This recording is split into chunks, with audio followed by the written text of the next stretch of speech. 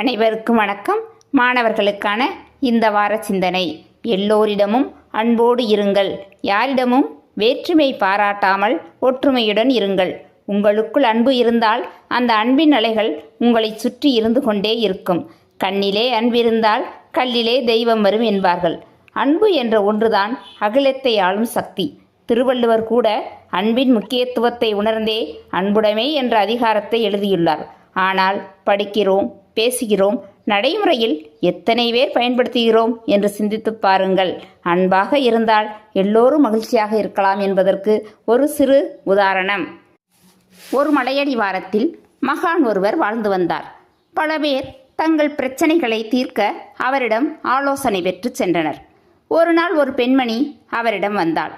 எனக்கும் என் மாமியாருக்கும் தினம் தினம் சண்டை வருகிறது. அதனால் என்னால் நிம்மதியாக வாழ முடியவில்லை. இதற்கு ஒரு வழி சொல்லுங்கள் என்று அவரிடம் வேண்டினாள்.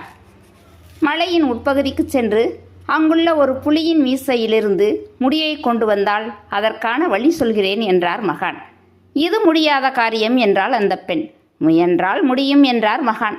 கொஞ்சம் யோசித்த அந்த பெண் செயலில் இறங்கினாள். நிறைய சோறும் ஆட்டுக்கறி குழம்பும் சேர்த்து ஒரு கூடையில் எடுத்துக்கொண்டு மலைப்பகுதிக்கு போனாள். அங்கே மரத்தடியில் ஒரு புலி நடமாடிக் கொண்டிருந்தது. அதன் அருகில் போய் கறியும் சோறும் இருந்த கூடையை வைத்தாள். புதுவித வாசனையோடு இருந்த அந்த சோற்றை புலி ஆசையாக தின்றது.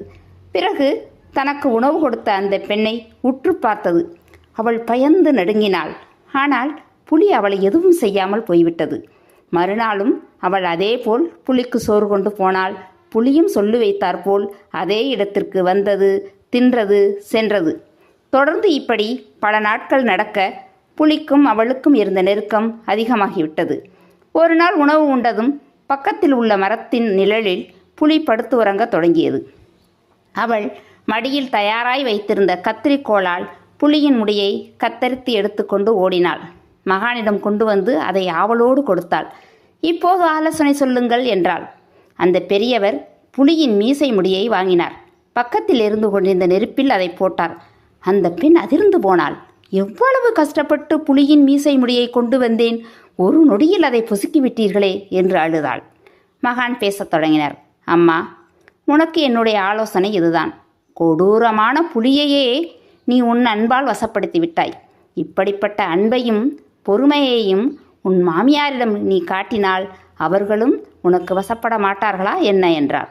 இவளும் யோசித்தாள். இப்போது அந்த பெண்ணுக்குள் ஒரு சிலிர்ப்பு ஏற்பட்டது. வீட்டுக்கு வந்தாள். தன்னுடைய நடவடிக்கையில் அன்பையும் பொறுமையையும் இணைத்து கொண்டாள். நாளடைவில் மாமியார் அதே அன்பை இவளிடம் காண்பித்தாள். குடும்பம் மகிழ்ச்சியோடு இருந்தது. எனவே மாணவர்களே, நீங்களும் பெற்றோர்களிடமும் மற்றோர்களிடமும் ஆசிரியர்களிடமும் சக மாணவர்களிடமும் ஒற்றுமையாக இருங்கள், அன்போடு இருங்கள். உங்களுக்கு இந்த நாள் மட்டுமல்ல, எந்த நாளும் இனிய நாளாக அமையும். வாழ்த்துக்கள்.